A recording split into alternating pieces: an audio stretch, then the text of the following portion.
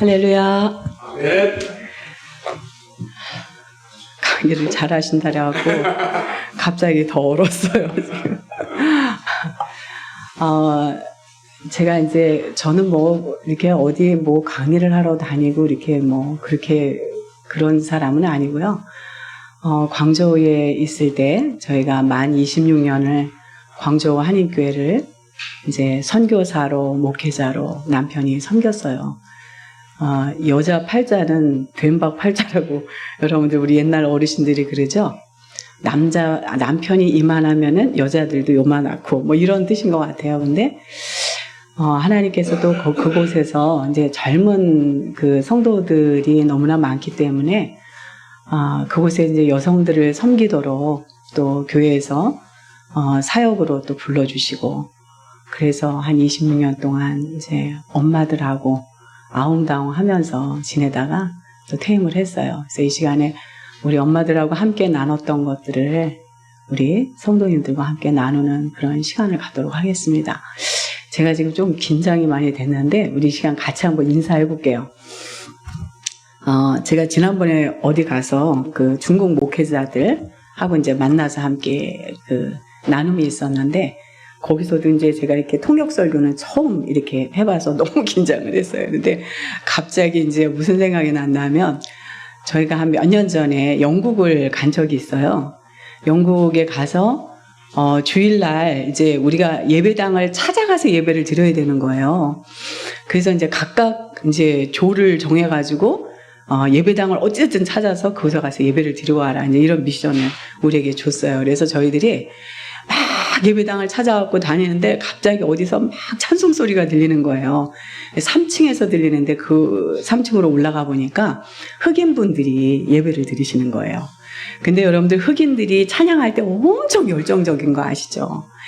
막 열정적으로 찬양을 하시는데 막 돌고 뛰고 돌아다니고 막 이러면서 찬양을 하시는 거예요. 근데 이제 찬양 시간이 다 끝나고 나니까 리더 되시는 목사님께서 마이크를 탁 잡으시고 이렇게 하시더라고요. 인사를.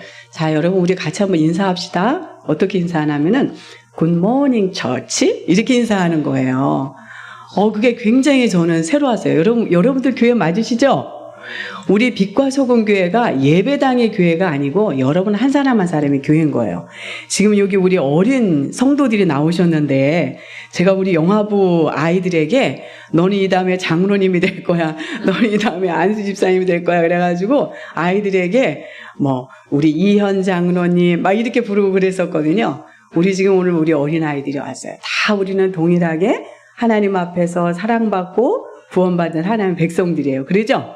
그리고 우리는 교회예요. 이 시간 같이 한번, 우리 오후니까 Good afternoon church 이렇게 인사하는 거예요. 옆에 있는 사람한테. 자, 시작. Good afternoon church. 옆에 우리 이렇게 둘씩 한번 짝져갖고 한번 해보겠어요. 자, 시작. Good afternoon church. 자, 우리 말씀 한번 보시겠습니다. 이제 본문은 정하지 않았지만 목사님께서 어떻게 본문을 그렇게 아시고 여기 유인물 앞에다가 요한복음 14장 17, 15절에 있는 말씀을 기록을 하셨더라고요. 그래서 와, 역시 목사님 다르시구나 그랬어요. 자, 요한복음 14장 15절 말씀 우리 함께 찾아서 우리 같이 2번을 연속해서 읽는 거예요. 오늘 우리 여기 어린이들이 왔는데 하나님께서 너무 순수하고 순전한 감독관들을 보내신 거예요.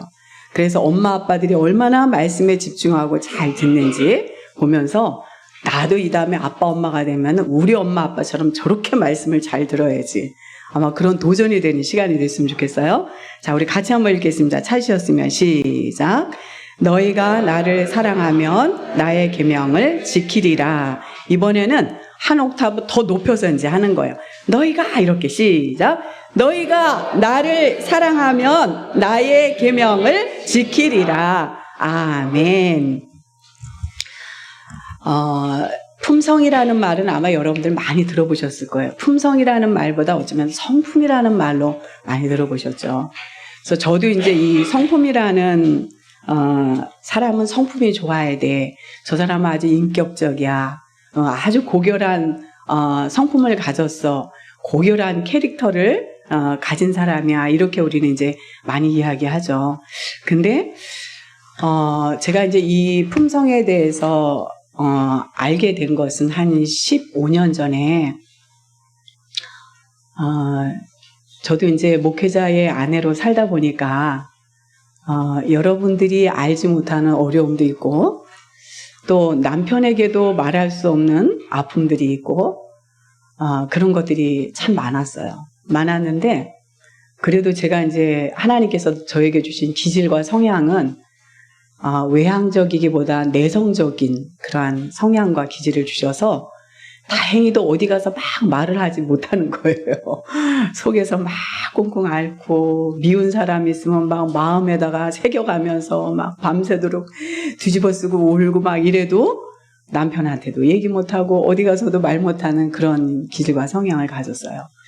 그런데 그게 이제 어느 시점에 가더니 팡 터져버린 거예요. 이제 더 이상 인간의 어떤 인내심의 한계가 여기까지구나. 이걸 하나님께서 아시고 저를 살리시기 위해서 저에게 아주 큰 어떤 사건을 주시면서 제가 정신공황 장애로 또 우울증으로 거식증으로 막 대인기피증으로 뭐 하여튼 그 정신병적인 그런 것들은 다 안고 그것이 이제 너무 심각한 지경까지 있어서 제가 이렇게 앞으로 살아갈 수 있을까? 이제 이럴 제 자신에 대해서 자신이 없는 때가 있었어요.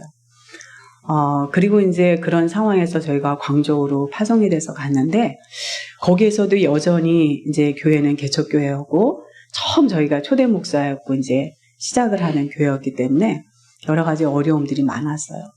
또 베트남이라는 공산주의 국가에서 한 2년 저희들이 선교사로 목회자로 있다가 거기서 이제 어려움을 당하고 또 나올 수밖에 없는 상황이 돼서 나왔고 그리고 바로 이제 광저우로 들어갔기 때문에 그 광저우에서 공산주의 국가라는 것 하나만으로도 저는 막 동서남북에 꽉 막힌 것 같고 숨도 제대로 못 쉴 것 같고 그런 상황이었어요. 근데 이제 교회 안에서 보니까 몇몇 안 되는 그 성도들 안에서도 너무나 갈등이 많고 사연들이 너무나 많고 저도 그때는 나이가 너무나 어렸는데 그분들의 사연을 들어주다 보니까 이게 뭐 인풋은 있는데 아웃풋은 없고 이게 이러다 보니까 이제 어느 시점에서 제가 쓰러지게 되는 상황이었었어요. 근데 그때 제가 이제 만난 게 이 그리스도의 품성이에요. 우리나라에는 그 미국의 IBLP라는 단체가 있는데 우리나라에도 IBLP 코리아를 치면은 네이버에서 지금 이제 그 강의를 다 오픈을 해서 누구든지 다 들을 수 있도록 했어요. 그래서 한번 여러분들도 기회가 되시면은 들어보면 좋습니다. 근데 그 강의가 처음에 한국에 들어왔을 때는 다 영어로만 돼 있었고 저는 뭐 영어를 거의 없어요. 들을 수도 없었고 그랬는데 그게 이제 한국어로 더빙이 된 게 한 15년이 된 것 같아요. 그래서 그 세미나를 만나면서 제가 1년에 3번을 나와서 자비로 막 듣고 이러면서 이제 거기서 정말 주님이 나를 사랑한다라는 것보다 내가 주님을 사랑한다라는 것이 뭘까 도대체. 나는 진짜 주님을 사랑하나? 내가 목회자 사모인데 내가 정말 우리 예수님 사랑하나? 그걸 저에게 자신에게 물어보니까 대답을 못 하겠는 거예요. 내가 정말 주님을 사랑하는데 사랑하긴 사랑하는데 사랑한다라는 증거가 뭘까? 그리고 이제 좀 제 자신에게도 반문을 하고 대답을 못할 때였어요.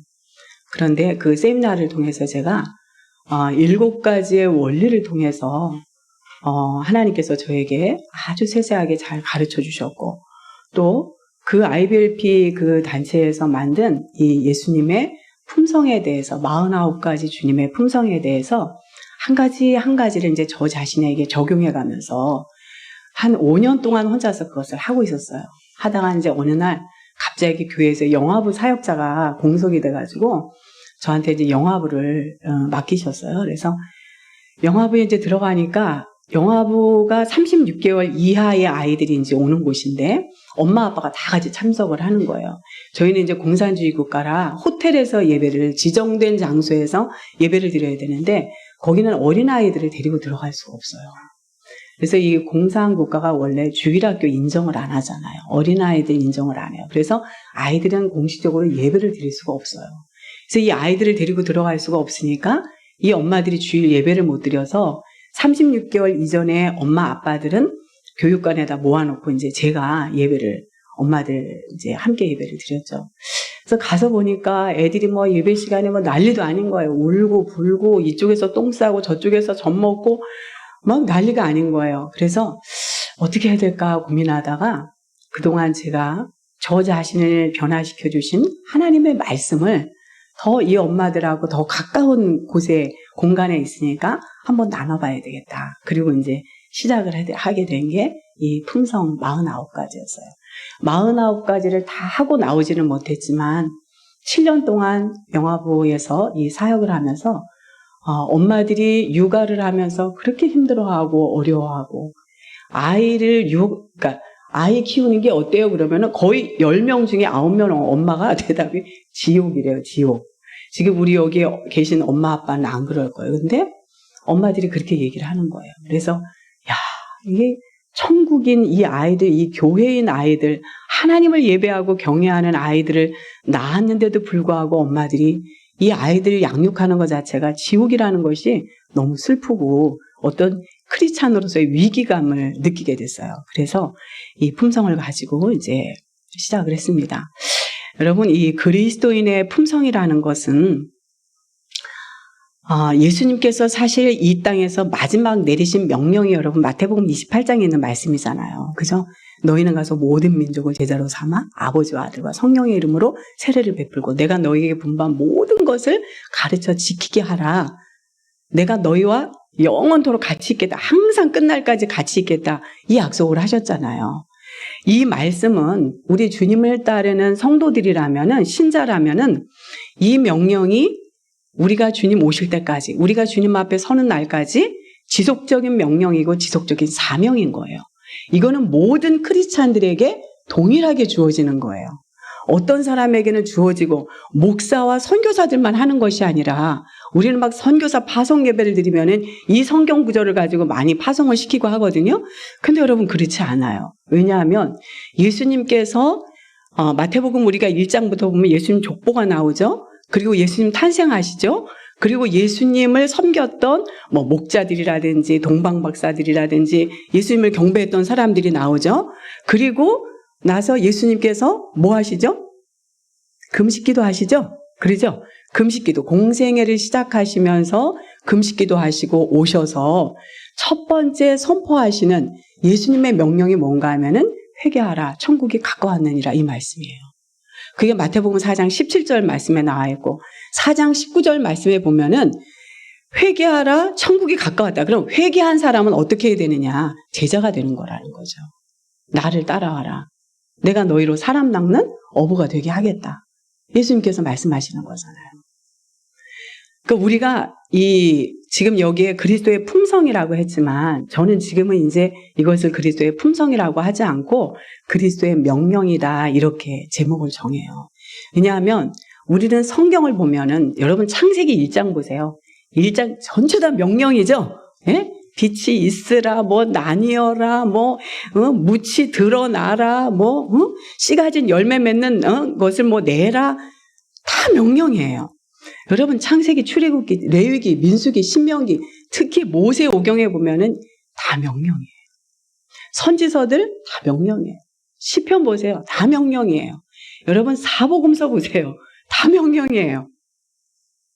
그런데 이 명령이 보면은 이 명령 속에서 이 IBLP라는 단체에서 뭐를 뽑아냈나 하면은 예수님의 품성을 끌어낸 거예요. 여러분 명령이라는 것은 지켜야 되는 거예요. 지켜야 되는 거예요. 네? 우리 친구들 명령은 지켜야 돼요. 지켜야 돼요.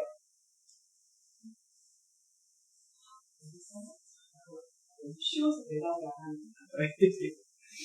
명령은 우리가 어떻게 보면 군사적인 용어인 것 같지만 명령은 꼭 지켜야 되는 거예요. 우리가 계명이라는 말 여러분 많이 듣잖아요. 그죠? 하나님께서 우리에게 10계명을 주시고 계명을 613가지의 계명을 주셨다 그러는데 이 계명, 이거는 여러분 계명에서 명자가 무슨 명자예요? 목숨 명자잖아요. 그죠? 목숨 걸고 지켜야 되는 거예요. 왜 목숨 걸고 지켜야 될까? 이 생각을 해보니까 하나님이 목숨 걸고 이 땅에 독생자 보내셔가지고 예수님이 목숨 걸고 십자가 그 목숨을 다 바쳐주신 거예요. 그래서 우리가 마땅히 그리스도의 제자가 된다라는 것은 주님의 명령을 그렇게 지켜야 된다라는 것이죠. 그런데 이 수많은 명령들 가운데서 이 IBLP라는 단체가 뭐를 어떻게 이 그리스도의 품성을 얘기했냐면은 그 명령을 보면은 개인적인 명령들이 있고 일반적인 명령이 있더라고요.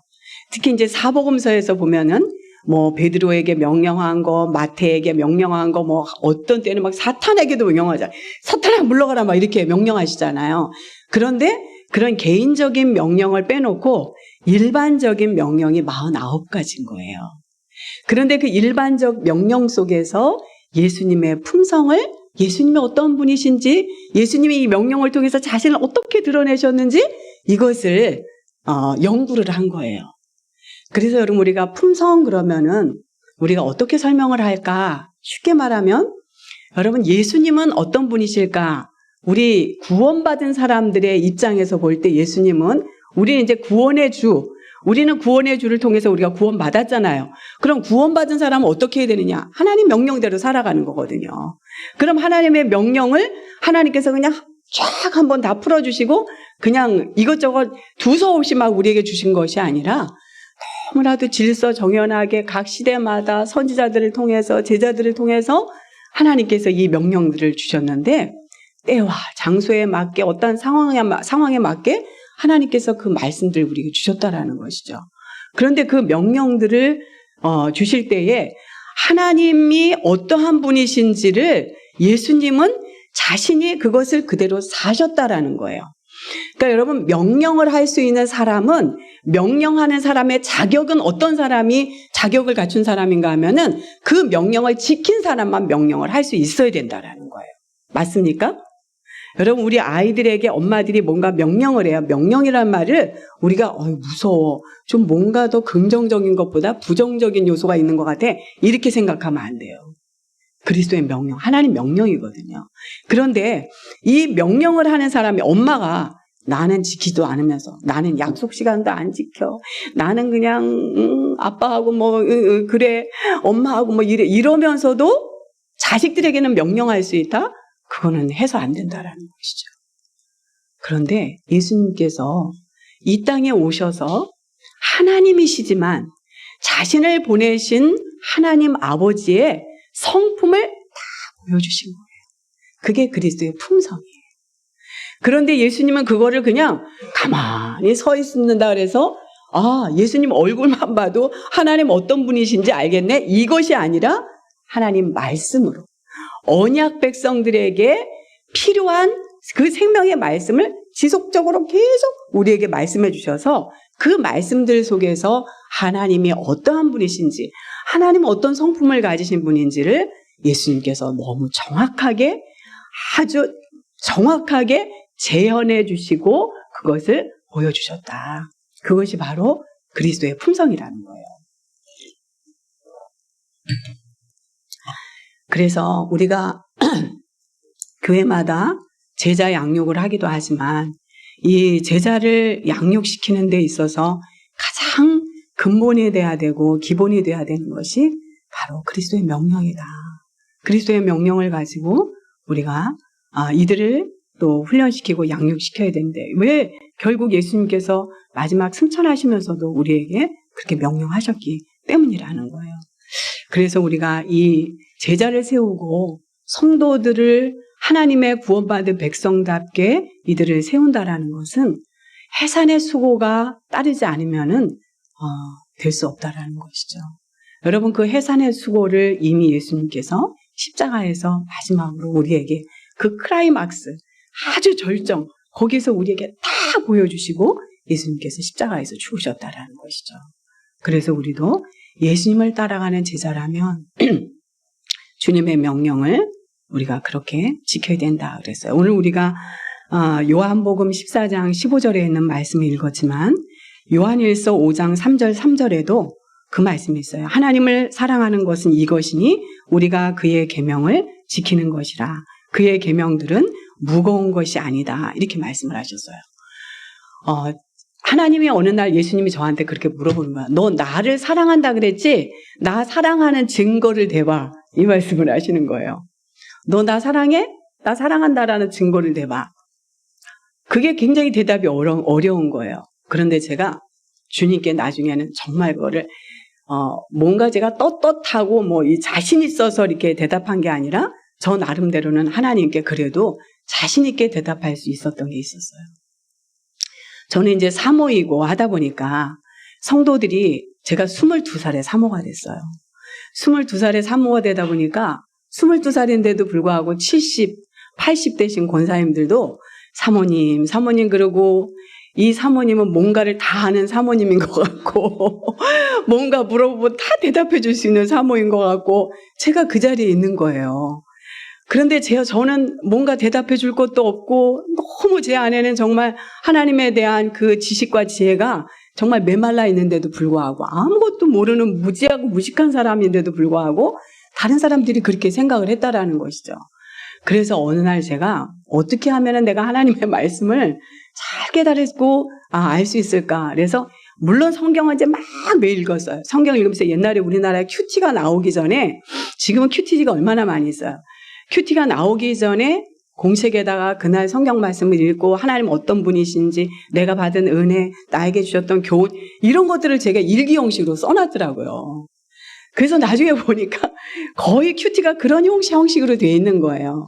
그러다가 이제 유진수 목사님이 무슨 성경 통독 40일 뭐 이래가지고 테이프 12개짜리를 이렇게 만들어서 팔 때가 있었어요.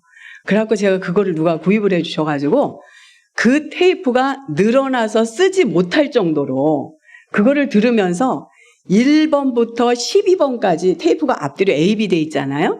그거를 노트에다가 한 글자도 안 펴놓고 썼어요. 그거를 다 써가지고 그거를 거의 제가 외우다시피 한 것 같았어요. 그러면서 하나님께서 저의 눈앞에서 진리를 열어주시고 보게 하시고 깨닫게 하시고 그래서 그런 말씀들 하나님의 말씀을 가지고 묵상하고 그 말씀을 통해서 하나님은 어떤 분이신지를 묻고 주님이 나에게 물으실 때 대답하고 이러면서 제가 그 말씀을 주님께 드렸던 거예요. 주님 저 사랑해요. 왜냐하면 저는 주님의 말씀을 너무 사랑하고 이 말씀 듣기를 좋아하고 저는 이 말씀을 지키는데 힘이 부족하지만 성령께서 이 말씀의 기록자이시기 때문에 기록하신 성령께서 나의 스승이시니까 나를 가르쳐 주신 것만큼 예수님께서 나에게 본을 보여주신 것만큼 저도 그렇게 행하게 해주세요. 제가 그렇게 하고 싶어요. 그렇기 때문에 이 증거로 인해서 난 주님 사랑해요. 그랬더니 주님께서 그래 맞다. 그렇다. 이렇게 말씀하신 것 같았어요. 여러분 예수님께서 우리가 오늘 읽었던 말씀 중에서도 이 요한복음 14장에서도 내 말을 듣고 지켜서 행하는 사람, 이 계명을 지키는 사람이 바로 나를 사랑하는 자다 그랬어요. 여러분 예수님의 제자들이 거의 어부 출신들이 많죠. 그죠? 그런데 예수님께서 이제 마태복음 4장 17절과 19절에서 그렇게 명령하시고 그리고 나서 예수님의 제자들을 불러 모으셔서 산 위에서 가르치시죠. 우리가 잘 아는 산상수훈이잖아요. 특히 이 산상수훈에는 명령들이 아주 많이 나왔어요.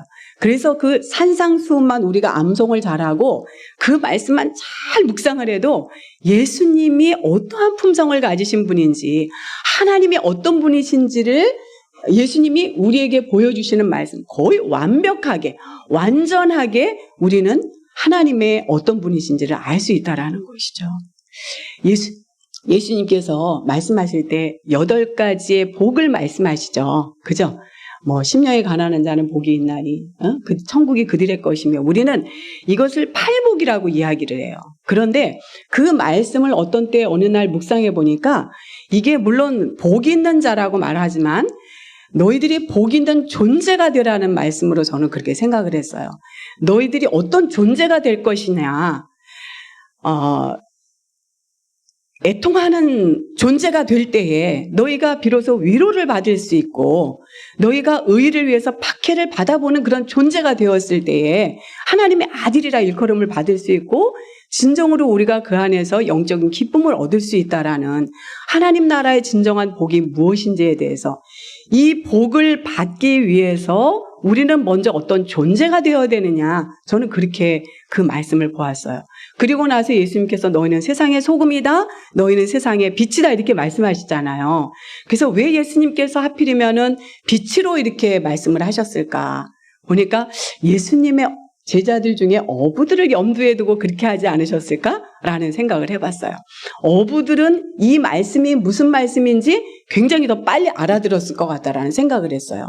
왜냐하면 여러분, 어부들이 거기가 우리가 뭐 갈릴리, 옛날에는 저도 바다인 줄 알았거든요. 어렸을 때 주일학교 선생님들이 뭐 갈릴리 바다에서 고기 잡는 어부에게 막 이래가지고 갈릴리가 아주 막 지중해 바다 이런 건 줄 알았거든요. 가서 보니까 뭐 13km 정도 되는 그러한 넓은 호수죠. 그런데 그 갈릴리 호수에서 평생도록 고기를 잡았던 예수님의 제자들 보세요. 그들이 언제 고기를 잡았다 그러죠? 성경에 보면 대낮에 잡았다 그래요. 캄캄한 밤중에 가서 잡았다 그래요. 밤중에 가서 그물을 내리죠. 그런데 왜 캄캄한 밤중에 가서 고기를 잡았을까? 캄캄한 밤중에 가서 그냥 무조건 그물을 내렸을까요? 어떻게 잡았을까요? 횃불을 많이 켰겠죠. 지금이야 오징어 잡이들 뭐 이런 거 보면은 뭐 LED 등 같은 거를 엄청 많이 설치를 해가지고 그걸로 고기들을 모이게 하지만 옛날에는 그런 것이 없으니까 아마 횃불을 많이 사용했을 것 같아요. 그 횃불들을 많이 모아서 배에서 들고 있으면은 캄캄한 밤중에 고기들이 불빛을 보고 모인다라는 것이죠. 근데 여러분 보세요. 대낮에는 왜 고기들이 그렇게 모여 있지 않을까? 대낮에는 햇빛이 너무 강하니까 아무리 밝은 등불을 켜고 있어도 고기들이 이게 불빛을 분간할 수가 없는 거예요. 너무 밝기 때문에. 그런데 캄캄한 밤중에 그 횃불들을 켜니까 이 불빛들의 매료가 된 고기들이 모여가지고 이제 어부들의 그물에 낚일 수밖에 없다라는 것이죠. 그러니까 하나님께서 우리가 원래는 진노의 자녀였고 우리는 영원히 멸망받을 수밖에 없는 사람들이었는데 멸망의 자식이었다 그러잖아요. 우리를 그러한 어두움 가운데 있었던 우리를 불러내셔서 우리를 하나님의 빛의 나라로, 하나님의 사랑의 아들의 나라로 우리를 옮기셨다라는 것이죠. 그래서 예수님께서 산상수훈에서도 너희 빛을 사람 발 앞에 비추어 이렇게 말씀하시죠. 등불을 켜서 등경위에 두나니 집안 사람들에게 먼저 비춰주어라. 너희들이 빛이냐? 빛이면은 너희들과 가장 가까이에 있는 집안 사람들에게 먼저 비춰주어라. 그리고 너희들이 세상에서 빛으로서 살아야 된다. 빛의 역할을 한다라는 의미가 아니에요. 빛이 되라고 말씀하시는 거예요. 왜 우리가 빛이 될 수 있나 하면은 빛이신 말씀을 우리가 보유하고 있기 때문에, 이 빛의 말씀을 우리는 가지고 있기 때문에, 이 말씀을 보유한 하나님의 백성이기 때문에 이 말씀을 가지고 우리가 섰을 때 우리는 빛으로 세상의 어둠 속에 있는 사람들을 불러낼 수 있다라는 것이죠. 그래서 어둠 속에서 좌충우돌하고 인생에서 방황하고 예수님을 믿었는데도 불구하고 아직까지도 그 속에서 헤매는 어둠 속에 있는 사람들이 이 빛으로 불러냄을 당해서 여러분들의 그 착한 행실들을 통해서 하나님께서 그들을 구원하신다라는 예수님의 명령 가운데 우리가 그 말씀을 볼 수가 있어요. 우리가 이 품성을 가진, 그리스도의 품성을 갖는다라는 것은 제가 예전에 성경신학을 공부할 때에 교수님이 그 말씀을 하시더라고요. 기독교 교육에 있어서 가장 중요한 것은 뭔가 하면은 하나님의 형상을 회복시켜주는 거다, 이거였어요. 기독교 교육에 뭐 여러 가지 장르가 많이 있을 거 아니에요? 교육에도. 그런데 일단 기독교 교육의 가장 중요한 것은 하나님의 형상을 회복시키는 거, 이거라는 거. 하나님께서 우리를 창조하셨을 때 하나님의 도덕적 형상과 자연적 형상을 우리에게 주셨단 말이에요. 자연적 형상은 우리가 잘 아는 지정의 이렇게 얘기할 수가 있고, 도덕적 형상은 하나님의 형상, 하나님의 영, 우리가 그 하나님의 형상 그 고유의 도덕적 성품인데, 죄로 인해서 우리가 이 도덕적 성품은 다 잃어버린 거예요. 하나도 남지 않고 우리는 이걸 다 잃어버린 거였어요. 그러면 기독교 교육은 왜 해야 되느냐? 잃어버렸던 하나님의 도덕적 성품을 우리가 그것을 형상을 회복시켜주는 거. 우리가 이마고 데이 이렇게도 얘기하잖아요. 그래서 이 하나님의 성품을 우리가 회복시켜주는 것, 이것이 기독교 교육이 되어야 된다라는 것이죠. 히브리서 1장 3절에 보면 예수님은 하나님의 본체의 형상이라고 선언을 하세요. 이거를 헬라어로 제가 이렇게 찾아보니까 본체의 형상이라는 말이 카락테르라는 말이더라고요. 이것이 이제 정확한 재현, 정확하게 나타난 형상. 그래서 이것을 영어로는 캐릭터 이렇게 이야기를 하는 거예요. 그래서 우리가 그리스도의 품성, 이것은 하나님의 명령, 하나님의 말씀, 하나님께서 주신 이 계시의 말씀 성경 66권, 특히 우리가 이제 지금 49가지의 예수님의 그 명령을 이야기하는데, 이 명령을 우리의 마음과 삶의 원리로 세워서 적용하면서 살아가는 것이 크리스찬 캐릭터라는 거예요. 그래서 이것을 우리가 지속적으로 훈련해서 우리가 이제 정말 노블 캐릭터, 아주 고상한 캐릭터가 될 수 있도록, 그것이 뭐예요? 주님을 닮아가는 거겠죠. 주님의 형상을 닮아가는 거. 그래서 우리가 품성을 훈련한다 하는 것은 바로 이 크리스찬 캐릭터, 이 훈련을 한다라고 생각을 하시면 될 것 같습니다. 자, 여러분들에게 나눠드린 그 유인물을 보면은, 자, 우리 첫 번째 한번, 저 한번 유인물 하나 주시겠어요?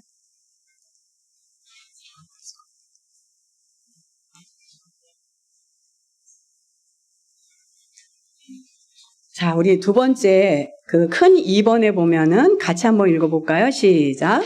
그리스도의 명령이 왜 삶의 원리가 되어야 하는가 그랬어요. 여러분, 우리는 학교에서 보통 원리를 많이 배워요? 이론을 많이 배워요? 네? 이론을 많이 배우죠. 그죠? 예, 이론을 많이 배워요. 여러분, 원리는 단 한 가지예요. 원리는 성경 외에는 다른 원리가 없어요.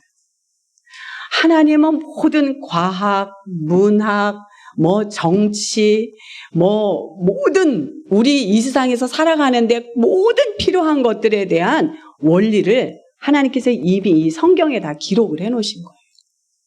그래서 우리 인간 사회에서도 국가에서 헌법을 정하고 할 때 보면 성경에 있는 법들을 많이 이렇게 인용을 해가지고 국가의 법을 많이 세우기도 하잖아요. 우리나라도 좀 그런 부분들이 굉장히 많이 있죠.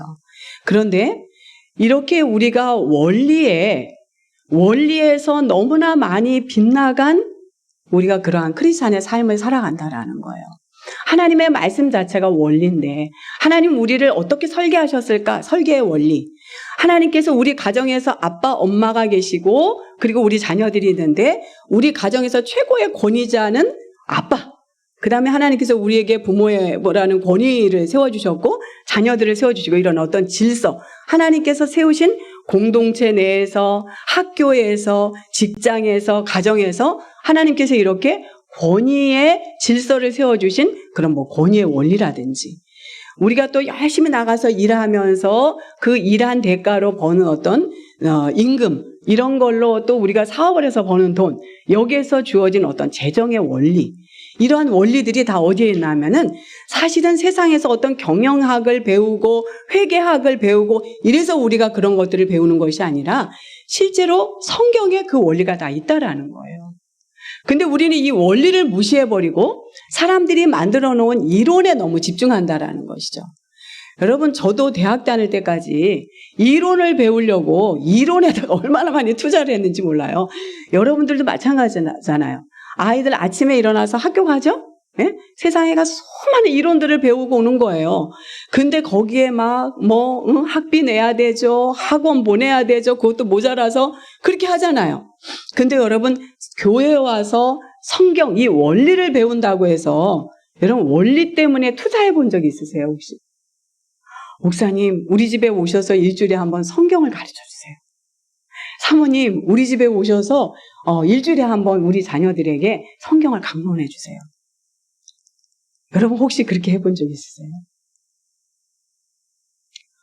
크리스찬들이 왜 삶이 힘들고 예수님을 믿는데도 믿으나 믿지 못하는 사람으로 괴롭고 방황하면서 살아가면은 원리에서 떠난 삶을 살기 때문에 그래요. 물고기가 이미 물을 떠난 거예요. 그래서 힘든 거예요. 당장은 내가 팔딱거리고 살 수 있을 것 같은 거예요. 근데 물로 다시 돌아와야 돼요. 하나님은 이 자연 세계를 우리에게 만들어서 보여주시면서 로마서 1장에 있잖아요. 하나님께서 만드신 모든 만물에 하나님의 신성을 부여해 주셔가지고 하나님이 없다 이렇게 부인할 수 없다라고 했단 말이에요. 하나님 다 메시지를 다 넣어주신 거예요. 어딜 봐도 우리는 하나님을 볼 수가 있어야 된다라는 것이죠. 하나님의 임재를 우리는 경험할 수 있어야 된다라는 것이죠. 그게 원리에 우리가 입각해서 사는 사람들은 다 볼 수 있다라는 거예요. 제가 얼마 전에 뒤뜰에 가서 우리 집 아파트 뒤에 뒤뜰이 너무나 예쁜데 거기 가서 이제 이렇게 산책을 하는데 벚꽃이 활짝 피었다가 벚꽃이 비가 오니까 다 떨어진 거예요. 그래갖고 정말 바닥에 하얗게 꽃잎들이 떨어져 있어요. 그걸 이렇게 밟고 지나가면서 그 생각을 했어요. 너무 감사했어요. 꽃들이 벚꽃 구경도 한다 그랬지만 이 벚꽃들이 꽃으로 남지 않고 다음에 열매를 준비하기 위해서 그 아름다운 꽃잎들이 다 떨어지고 그리고 그것들이 다시 땅속에 스며들어서 거름이 되어주고 그것으로 인해서 양분을 받아서 또다시 열매들을 맺고 근데 이 열매들도 열매로 끝까지 남는 것이 아니라 누군가에 의해서 먹혀지고 우리가 삶을 살아가는데 필요의 것들로 어떤 때는 약재로 쓰여지기도 하고 어떤 때는 과일 열매로 쓰여지기도 하고 그러잖아요. 그러니까 우리가 자연 세계를 보아도 우리는 하나님이 없다? 할 수 없다라는 거예요. 복음을 듣지 못했어도 하나님이 없다? 이렇게 부인할 수 없다라고 하나님은 분명히 로마서에 사도 바울을 통해서 선언을 하셨어요. 우리가 아이들을 키우잖아요. 우리 영화부 엄마들도 이제 그렇게 막 그 아이들 때문에 힘들어하고 그러는데 여러분 아이들이 3세 정도가 되면은 이 암송 능력이 굉장히 뛰어나요. 그때가 애들이 암기력이 아주 급격히 좋아지는 때예요. 그때부터 취학전까지 아이들에게 성경을 암송시키고 그때 많이 기독교 교육을 시키라고 권면을 하거든요. 왜냐하면 그때는 아이들이요. 그게 왜 그랬는데요? 어떻게 무리를 걸어가요? 어떻게 물이 포도주가 돼요? 여러분 아이들이 어려서부터 엄마를 통해서 말씀을 듣고 자란 아이들은 그게 애들이 무식하거나 아니면은 아이들이 이렇게 덜 똑똑해서 그런 질문을 못하는 게 아니에요. 얘네들은 그냥 들으면은 맞아요. 하나님이시니까 그렇게 할 수 있어요. 그렇게 하세요. 그냥 아이들은 100%다 그걸 받아들이는 거예요. 그러니까 그 취학전 아이들까지의 연령대의 아이들에게 우리가 하나님의 말씀 그 기독교 교육을 우리가 그렇게 잘 해주면은 아이들이 이렇게 자라면서 그것 때문에 막 고생하고 방황하고 이러지 않거든요. 근데 엄마들이 그 시기에 어떻게 하냐면은 다 다른 사람한테 맡기는 거예요. 지금 우리나라에는 어린이집이 엄청 많아졌더라고요. 저희 30년 만에 한국에 들어왔는데 보니까 엄마들이 아이들을 낳았고 1년도 안 되는데 어린이집을 보내는 엄마들이더라고요. 그래서 나는 저 엄마가 어디 일을 하나 남편이 안 계신가 그래서 정말 이 생활을 해야 되기 때문에 그런가 그런 줄 알았는데 그렇지 않아요. 아이들 어린이집에 보내고 엄마들끼리 모여서 하루 종일 커피 마시고 다니고 술 마시고 네? 그러면서 그러니까 여러분 아이들 보세요. 애들은 하나님께서 이 아이들을 우리 여성의 자궁 속에다가 잉태케 하시고 그때부터 생명으로 하나님께서 보시면서 이 태아 때에 아이들에게 하나님의 말씀을 잘 들려주고, 왜냐하면은 우리 신체 중에서 귀가 가장 먼저 발달하는 거 아시죠? 그리고 맨 마지막에 남는 게 귀란 말이에요. 죽을 때도 맨 마지막에 남는 게. 그건 정말 창조의 섭리예요. 그래서 우리는 사람이 죽을 때까지 복음 전해야 되는 거예요.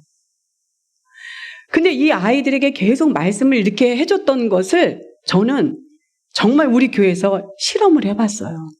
저희가 제자 훈련을 하면서 자꾸 젊은 엄마들한테 임신해라 막 고면을 했거든요.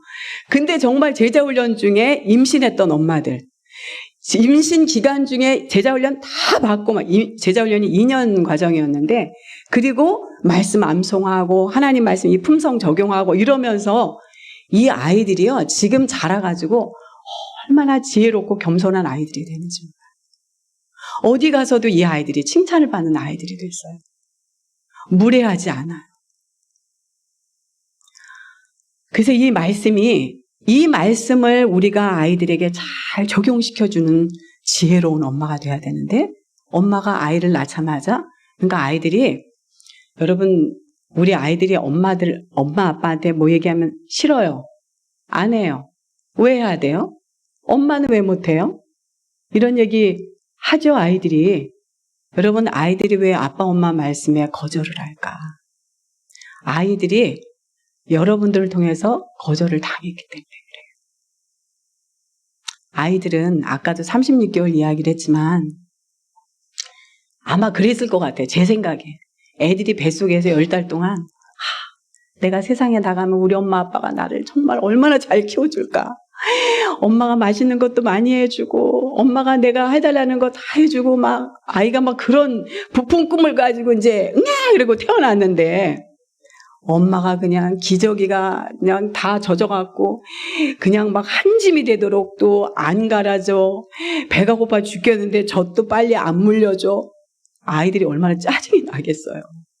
그런데 그것도 엄마의 손에서 안 자라고 못 자라게 하고 엄마가 첫 번째 거절을 하는 거예요. 어디로?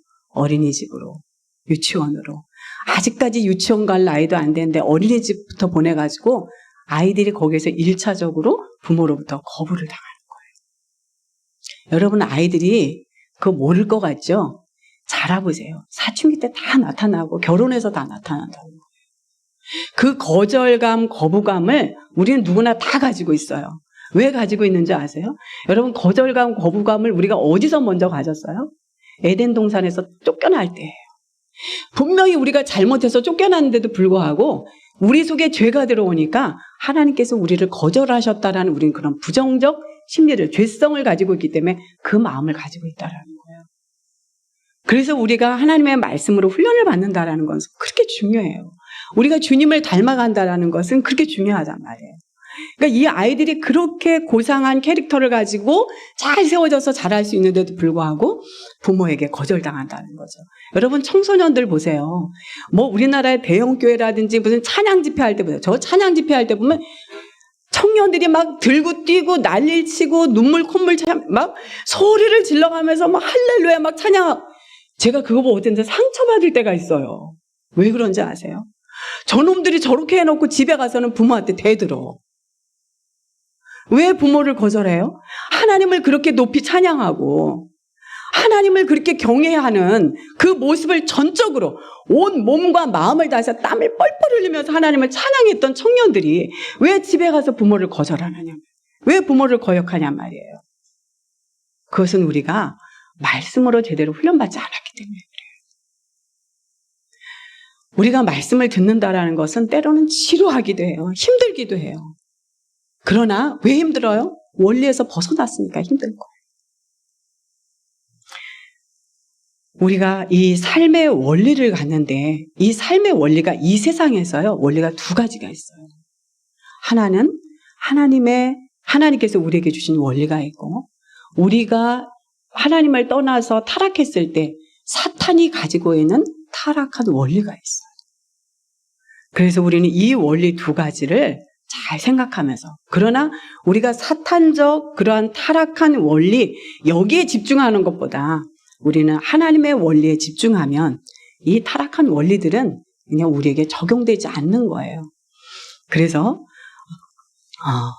이 하나님의 그 원리를 우리가 이 하나님의 말씀을 어떻게 우리가 잘 적용하면서 살아갈 수 있는지 우리가 이제 생각해 보는데, 특히 이 타락한 사탄적 원리에 있어서 보면 우리 에베소서 2장 1절로 3절에 있는 말씀 우리 같이 한번 찾아서 읽어보겠습니다. 에베소서 2장 1절로 3절 말씀.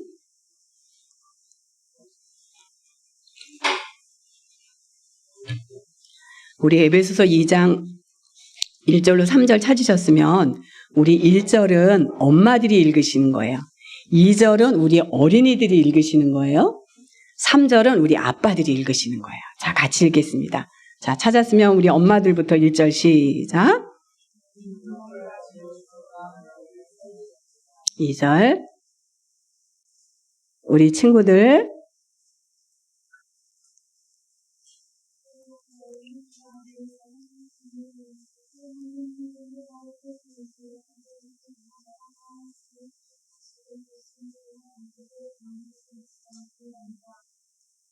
전에는 우리도 하나님과 위해서 우리 육체의 욕심을 따라 육체와 마음의 원하는 것을 하여 다른 일과 같이 본질상 진노의 자녀였더니.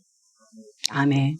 여러분 여기에 보면 우리 1절에 그는 허물과 죄로 죽었던 너희를 살리셨도다. 여기에서 그는 누군가 하면은 예수님. 알아들었어요, 우리 친구들? 예수님은 우리가 허물과 죄로 죽었었는데 우리를 다시 살려주셨다 그랬어요.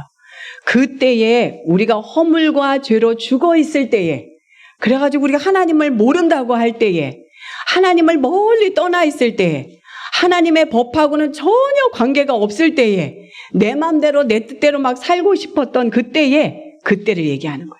그때에 너희는 그 가운데서 행하여 세상 풍조를 따르고, 그때에 그 가운데서 행했다라는 것은 사탄적 원리를 우리가 따르고 살았다라는 것이죠.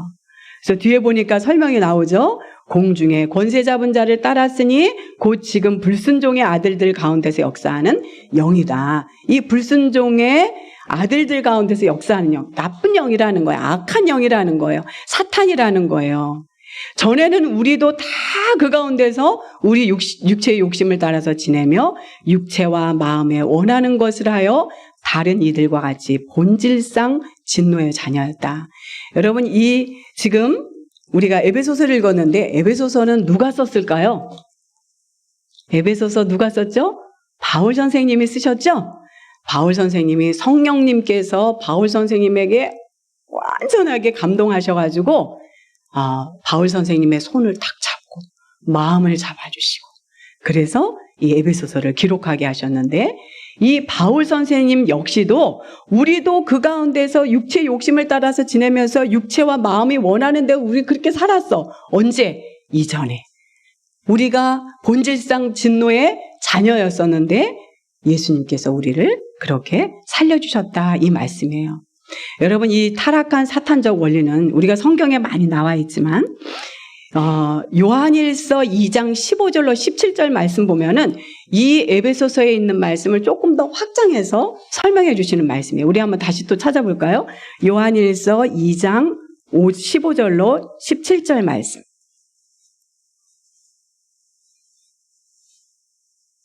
찾으셨으면 우리 같이 한번 읽겠습니다. 시작.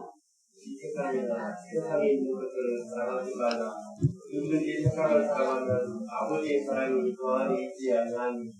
이는 세상에 있는 모든 것이 지식의 정욕과 안목의 정욕과 이생의 사랑이 다 아버지께로부터 오지 않으며 세상으로부터 오는 것이다.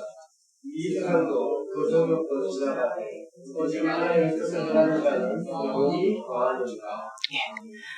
우리가 그 에베소서에 있는 말씀을 본 것에서 보면 공중 권세 잡은 자가 사람들을 다스리는 방식이 여기 나와 있는 거예요. 마음과 육체가 원하는 대로 행하게 하는 것. 이것이 사탄이 우리 인간들을 다스리는 방식이라는 것이죠. 그래서 우리가 창세기 3장에 보면은 여러분, 아담과 하와가 범죄하였을 때 어떻게 했죠? 보암직도 하고 먹음직도 하고 지혜롭게 할 만큼 탐스럽게 했다. 그래서 우리가 육신의 정욕, 안목의 정욕, 이생의 자랑, 요한일서 이 말씀으로 말씀하시지만 여러분 이 말씀을 통해서 이 말씀을 보면 사탄이 우리 인간들, 타락한 인간들뿐만 아니라 인간을 타락하게 하는 그 방식이 바로 뭔가 하면 육신의 정욕, 안목의 정욕, 이생의 자랑이라는 것이죠. 이것을 가지고 인간을 다스린다라는 거예요. 여러분 보세요. 우리 지금 지구상에 70억이 넘는 인구가 있는데 이 육신의 정욕과 안목의 정욕과 이생의 자랑, 사탄적 원리 안에 살아가는 사람이 많아요. 하나님의 원리를 가지고 사는 사람이 많아요. 바랄 것도 없죠. 그래서 사탄은 우리를 어떻게 보나 하면은 너희들은 그냥 육신의 정욕과 안목의 정욕과 이생의 자랑, 니네 마음이 원하는 대로, 니네 육체가 원하는 대로 살아가고자 하는 게 원래 너였어. 그리고 우리를 속인다라는 것이죠.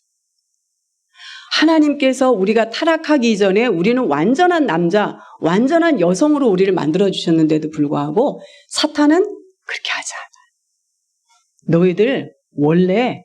너희들은 그냥 니네들 마음이 원하고 육체가 원하는 대로 살았던 존재들이야. 그런 인간들이야. 그래서 세상적 이 사탄적 원리를 가지고 인간들을 유혹하고 그렇게 다스리는 방식을 가지고 지금까지 일하고 있다라는 사실을 우리는 또 잊어서는 안 돼요. 그래서 여러분 우리가 결국은 이런 정욕 안에 있는 정욕이 여러분 뭐예요? 원하는 거잖아요. 원하는 거. 그냥 원하는 거. 뭐 원하는 거 우리 정욕적인 삶이라 그래요. 하나님의 말씀을 원하는 것이 아니라 이런 육체와 그 다음에 우리의 자랑, 이 자랑을 하기 위해서 우리가 육신이든 우리의 눈으로 보이는 것이든 여기에서 우리가 다른 사람들과 다투고 시기하고 분노하고 그렇게 살아간다라는 것이죠. 그래서 우리는 이 공중권세 잡은 자가 다스리는 이 방식, 이것에 우리 인간들이 많이 속고 있다라는 거. 이 속이는 자, 거짓의 아비인 이 사탄에게 우리는 늘 거역할 수 있는 진리의 말씀을 가지고 우리가 그렇게 세워야 될 것 같습니다. 여러분 하와가 선악과를 볼 때 이제 그 내용은 여러분들이 잘 아시니까 믿지 않는 사람들이 항상 그런 질문을 하잖아요. 왜 선악과 만들었어요? 그거 만들지 말지. 또 어떤 사람은 그러죠. 아유, 그 죄 지었는데 그냥 그 자리에서 한번 다시 다 죽여버리고 다시 창조하시지. 왜 또 그렇게 살려둬가지고 우리까지 이렇게 우리 죄성을 가지고 태어나게 하셨냐고 그러잖아요. 여러분 그게 어떻게 보면은 합리적인 것 같고 혹시 맞다라고 생각하십니까? 그게 그랬으면 그렇게 그랬을 것 같네. 우리 그렇게 생각할 수 있을까요? 그렇지 않아요. 그렇지 않다라는 것을 우리가 예수님을 믿으면서 깨닫는 것이 바로 뭔가 하면은 내 안에 하나님의 형상이 있기 때문에 우리 그것을 깨달을 수 있는 거예요. 자식들이 잘못했다고 너 오늘 호적 파 나가. 여러분 그렇다고 해서 호적이 파지고 나가서 너하고 나하고 남남이 됩니까? 그렇지 않아요. 용서해주고 또 용서해주고 받아들이고 또 받아들이고 그게 부모의 마음인 거예요. 하나님의 마음이 그렇다라는 것이죠. 그래서 하나님은 용서해 주시고 살 길을 주시고 자, 이 원리를 주셨는데 첫 번째 여러분 우리가 아담이 범죄하기 이전에 하나님께서는 사실 원리를 주셨다라는 거예요. 이게 사탄이 가지고 있는 그러한 사탄적 원리 그래서 우리를 속게 만드는 이러한 사탄적 원리가 있지만 그러나 하나님께서 이미 인간들이 범죄하기 이전에 우리에게 삶의 원리를 주셨다라는 거예요. 여러분 우리 창세기에 있는 말씀 한번 찾아보겠습니다. 창세기 2장에 보면은 자 우리 15절, 16절, 17절 우리 한번 읽어볼까요?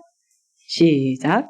여호와 하나님이 그 사람을 이끌어 에덴 동산에 두어 그것을 경작하며 지키게 하시고 여호와 하나님이 그 사람에게 명하여 이르시되 동산 각종 나무의 열매는 내가 임의로 먹되 선악을 알게 하는 나무의 열매는 먹지 말라. 내가 먹는 날에는 반드시 죽으리라 하시니라. 아멘. 여러분 여기에 보면은 세 가지 중요한 원리가 있어요. 첫 번째는 우리가 경작하며 지키게 하시고 이렇게 말씀하셨어요. 여러분 경작한다라는 것은 사실 어떻게 노동한다라는 것이 일하죠. 그죠? 그 다음에 이 경작이라는 말 자체를 원래 원어를 보면 여기는 예배라는 의미, 섬김이라는 의미, 노동한다라는 의미, 이런 의미들이 있어요. 그런데 여기에 지금 경작하고 지키게 하셨다. 이미 우리가 인간이 타락하기 이전에도 노동은 있었다라는 것이죠. 타락하고 난 이후에 노동의 환경이 바뀐 거지. 그렇죠? 노동의 환경이 막 가시가 나고 엉겅퀴가 나고 이거예요. 이제 땀을 흘리고 막 수고하고 아기 낳고 이러면서 살아야 되는 그 노동의 환경이 바뀐 거예요. 그런데 여기에서 보니까 이미 타락하기 이전에, 아니 이때는 타락하기 이전에 하나님께서 주신 원리인데 하나님께서 이 아담에게 이러한 원리를 주신 거예요. 이 경작해야 되고 그 다음에 지켜야 되는 것은 책임인 거예요. 책임. 인간 누구에게나 특히 한 가정의 아버지들은 이 책임을 항상 가지고 있어야 된다라는 거예요. 나가서 일해야 된다라는 것이죠. 그리고 하나님께서 주신 가정들, 공동체들, 뭐 오너면 회사의 모든 그룹 안에 있는 사람들, 이런 사람들을 다 지키고 보호하고 그들을 잘 가르쳐줘야 되고 그런 권위의 원리를 하나님께 주시면서 권위와 함께 동시에 주신 것이 바로 책임이라는 거예요. 여러분, 권위자가 책임이 없으면 어떡하겠어요? 이 책임을 하나님께서 우리에게 주셨다라는 겁니다. 그래서 남편은 남편으로서, 아내는 아내로서, 목사는 목사로서, 장로는 장로로서 하나님께서 그러한 책임을 주셨다라는 거. 그래서 아까도 우리가 권위라는 이야기를 했지만 여러분 이 성경을 우리가 쭉 읽다 보면은 권위의 특성이 3가지가 나와요. 성경 전체를 읽다 보면 권위자는 이 3가지가 뚜렷해야 되는 거구나. 첫째는 보호의 특성을 가지고 있어요. 보호자예요. 보호자. 자, 우리 따라하겠습니다. 보호자, 공급자, 지도자. 이 3가지가 권위자가 가지고 있는 특성이에요. 아버지는 그 가정을 보호해야 돼요. 그리고 가정의 모든 것을 공급해줘야 돼요. 그 아버지가 해야 되는 거예요. 지금은 이제 여성들도 나가서 일하는 그 워킹맘들이 다 거의 막 그러시잖아요. 그런데 저도 이제 우리 교회 성도들한테 최소한 아이들이 유치원을 다닐 때까지는 집에 있으라. 할 수만 있으면. 남편이 벌어다 주는 거 가지고 쪼개고 에? 택시 타고 다닐 거 버스 타고 다니고 이러면서 쪼개서 아이들을 가르치라. 그리고 나서 아이들이 어느 정도 성장했을 때 엄마들이 직업을 갖는 걸 권장하고 그랬었어요. 근데 지금은 이제 우리나라 어떤 산업사회 자체가 이제 그런 구조에서 많이 바뀐 거예요. 경제 활동이. 그래서 이 가정 경제가 제대로 이게 되지 않다 보니까 엄마들도 나가서 일을 하게 되는 상황이 됐다라는 것이죠. 그런데 하나님께서는 남편들의 노동을 통해서 일을 하게 하셨다라는 거예요. 근데 여러분 잠언 31장을 보면은 지혜로운 여자, 현숙한 여자에 대해서 나오잖아요. 근데 그 여성이 하는 일을 보면 너무 놀랍죠. 그는 뭐 밤이 새기 전에 일어나서 뭐 자기 집안 식구들에게 뭐 먹을 건 나눠주고 옷을 지어서 팔고 뭐 상인의 배를 불러와가지고 물건 무역하고 막 이런 여성이잖아요. 여러분 그 여성이 저는 아이를 다 키워놓고 했다라고 생각을 해요. 그래서 그 여성이 결국은 여러분 마지막에 가서는 어떻게 돼요? 남편을 성문 위에 세우는 여성이 되는 거예요. 남편의 성공을 위해서 일한 여자예요. 자기 성공이 아니라. 그래서 아빠는 그 가정의 권위자로서 철저하게 보호자가 돼야 돼요. 아내를 보호해야 되고요. 자녀들을 보호해야 되고 이 보호라는 개념은 영적인 보호, 정신적인 보호, 육체적인 보호, 물질적으로도 마찬가지예요. 공급도 마찬가지예요. 공급도 물질적 공급만 이야기하는 것이 아니라 아빠가 영적인 부분들을 제사장으로서 잘 공급해 주셔야 돼요. 그래서 이 공급자로서 잃지 말아야 되는 것이 지도자로서의 삶을 사셔야 된다라는 것이죠. 아빠들이. 그래서 집에서 아빠들이 일주일에 한 번이라도 성경을 강론해주고 아이들과 하고 함께 성경을 암송하기도 하고 암송한 구절을 가지고 그 구절 한 구절에서 너는 요 구절 하나에서 하나님 어떤 분이라고 생각해? 너에게 오늘 말씀해 주시는 하나님 은혜가 뭐야? 우리에게 주신 교훈이 뭘까? 그럼 우리는 그 교훈을 가지고 어떻게 기도할까? 우리 기도한 대로 내일 그렇게 살아볼까? 아빠하고의 그런 어떤 관계를 갖는 거 굉장히 중요합니다. 그래서 그것을 하나님은 그 원리를 이미 아담에게 타락하기 이전에 주셨다라는 거예요. 그 다음에 두 번째는 자유의 원리예요. 우리 자율성이라 그러잖아요. 임의대로 먹으라 그랬잖아요. 하나님께서 에덴 동산에 주신 모든 것 너 임의대로 네 자유대로 네 마음대로 먹어 이거였어요. 그런데 임의대로 먹지만 세 번째 금기사항이 있어요. 이건 먹으면 안 돼. 절대 안 돼. 먹으면 정령 죽을 거야. 하나님께서 그렇게 말씀을 하시는 거예요. 어느 공동체든 가정에도 마찬가지고 개인도 마찬가지고 가정도 마찬가지고 교회 공동체도 마찬가지고 어떤 사회에서도 마찬가지고 이 세 가지가 항상 같이 균형을 이룰 수 있어야 돼요. 이 균형이 이루어질 때에 건강한 공동체가 되고 건강한 개인이 되고 건강한 가정이 될 수가 있어요. 아빠가 책임을 져야 돼요. 첫째.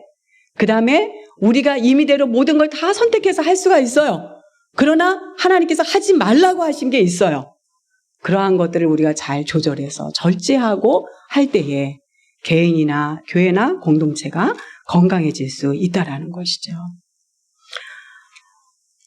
이 금기사항에 있어서는 굉장히 우리가 성경에서 말씀하시는 것들도 너무나 많이 있어요. 그거를 뭐 다 할 수 없지만 여러분들이 성경을 읽다가 아 이거는 금기사항이었네. 아 이거는 우리 아빠가 할 수 있는 일이네.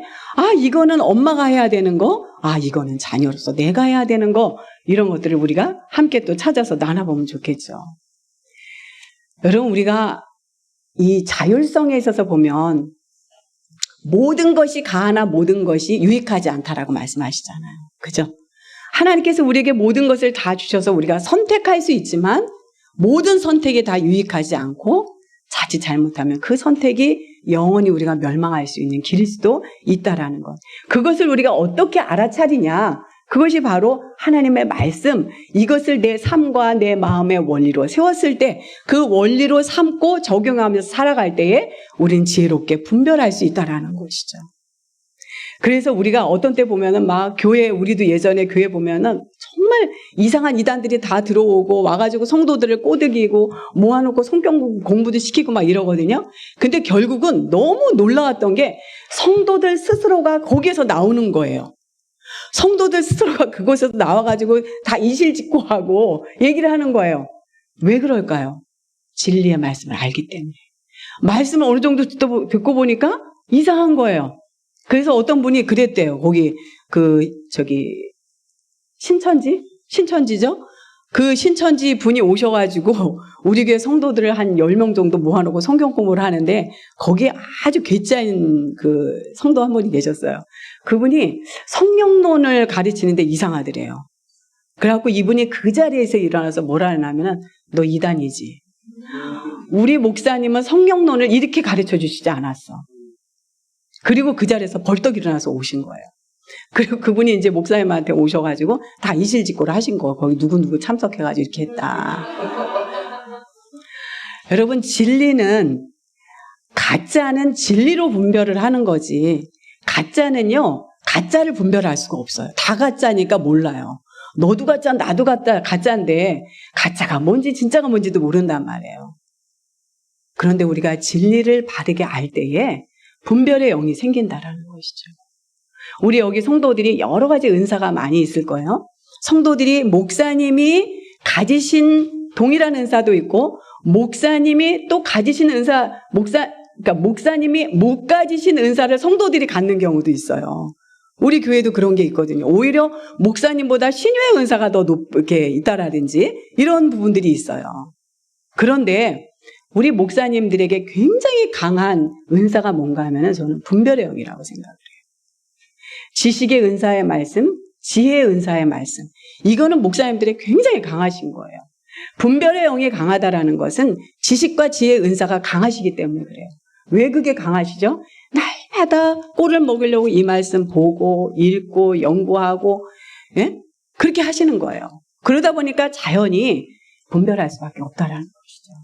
그래서 우리가 어린 아이들도 어려서부터 이 원리를 가르쳐주면은 아이들이 인생 내내 살아가면서 영적으로 방황하지 않고 살아간다라는 거예요. 여러분 악한 사탄은 우리가 따먹고 싶은 것들이 뭔지 알아요. 우리가 이 땅에서 살아가면서 나 저거 먹고 싶은데, 요거 먹고 싶은데, 이거 갖고 싶은데, 이거를 사탄이 알아요. 세속적인 사람들은요, 이 정욕적인 사람을 잘 빨리 알아차려요. 너무 신기하죠? 오히려 우리 예수 믿는 사람들은 이 세속적인 사람들에 대해서 세속화가 되지 않기 때문에 그 생활을 잘 모를 수가 있어요. 그런데 이 세속에 빠져 있는 사람들은 성도들을 볼 때 누가 세속적인 사람들인지 두두두두두두두 다 알아요. 왜냐하면 같은 영이니까 안다라는 거예요. 사탄은 그렇게 지혜롭다라는 것이죠. 여러분, 예수님이 뱀같이 지혜롭고 비둘기같이 순결해라 그 말씀하시죠? 여러분, 얼마나 지혜로운지 사탄의 지혜를 예수님께서 말씀하시는 거예요. 여러분, 그 사탄의 지혜가 어떻게 했어요? 우리 인류를 다 죽음으로 몰아간 지혜예요. 그래서 우리가 함부로 얕봐서는 안 된다라는 것이죠. 우리가 뭐를 세상 속에서 요구하고 정욕적으로 그거 정욕을 채우기 위해서 뭘 따먹고 싶어 하는지 사탄은 안다라는 거예요. 그래서 이 탐욕과 정욕을 부추겨서 우리가 하나님의 말씀 그 원리에서 떨어져 나가게끔 하는 것이 사탄이 우리를 공격하는 무기이고 그것이 사탄적 원리라는 것을 볼 수가 있습니다. 여러분, 우리는 하나님의 창조의 목적을 바르게 알고 나를 왜 창조하셨을까? 내가 그냥 어느 날 밤 한 남자 한 여자 우리 엄마 아빠 하룻밤 자고 일어나서 우리가 생긴 존재가 아니라는 거예요. 여러분들이 얼마나 존귀한 하나님의 자녀들인지 여러분 아시잖아요. 그죠? 하나님께서 여러분들을 이렇게 지으신 것에 대해서 하나님은 후회도 없으시고 실수도 아니셨어요. 네? 여러분들의 코를 만약에 어떤 사람이 코가 내가 이렇게 생겼어요. 내가 태어날 때부터 그렇게 생긴 내 코는 하나님 실수가 아니에요. 하나님은 그 사람의 코를 그렇게 만드시기 위한 하나의 완전하신 하나님의 지혜, 하나님의 창조예요. 하나님의 변경 불가의 원칙에 의해서 여러분들은 남성으로 태어났고 여러분들 여성으로 태어난 거예요. 저는 7남매 중에서 넷째로 태어난 거예요. 하나님께서 어느 날 얘를 3번째로 내보냈어야 되는데 내 실수였네. 이게 아니라는 거예요. 우리 여기 있는 친구 내가 얘를 여자로 태어나게 했어야 되는데 이게 실수였어. 하나님 절대 그게 아니라는 거예요. 하나님의 완전하신 하나님의 변경 불가의 원칙에 의해서 여러분들이 이 시대에 시대적인 사명을 하나님께 주셔서 이 땅에 빛과 소금 교회로 보내셨다라는 거 여러분 잊지 마셔야 돼요. 여러분, 하나님께서 이렇게 아담을 어디에서 지으셨다라고는 성경에 기록되지 않았어요. 그런데 지으셔가지고 아담을 만드셔서 이끌어서 에덴 동산으로 오게 하셔서 오늘 2장 15절로 17절에 있는 이 원리를 주셨어요. 근데 여러분, 이것뿐만 아니라 아브라함에게도, 우리 여러분 믿음의 조상 아브라함 그러잖아요. 아브라함에게도 하나님께서 이 원리를 주십니다. 창세기 18장 17절 말씀 우리 한번 찾겠습니다. 창세기 18장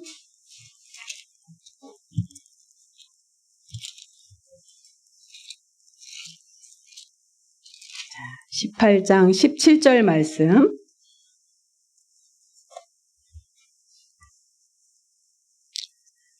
우리 18절하고 19절 말씀을 읽겠습니다. 시작. 아브라함은 강대한 나라가 되고 천하 만민은 그로 말미암아 복을 받게 될 것이 아니냐.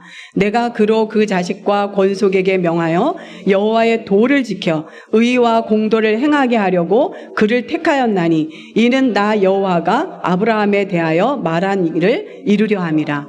여러분, 아브라함이 어디 살았었어요? 갈대아 우르라는 곳에 살았잖아요.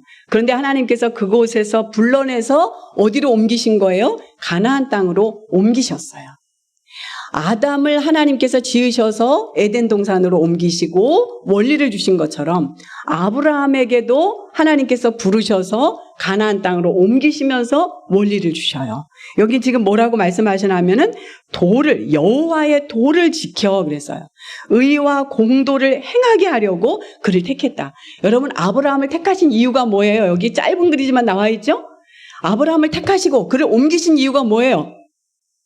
하나님의 도를 지키고 의와 공도를 행하게 하시려고, 지키고 여호와의 도를 행하게 하시려고. 그런데 이것을 자기 자신만 하는 것이 아니라 뭐라고 말씀하시죠? 그 자식과 권속에게 그랬어요.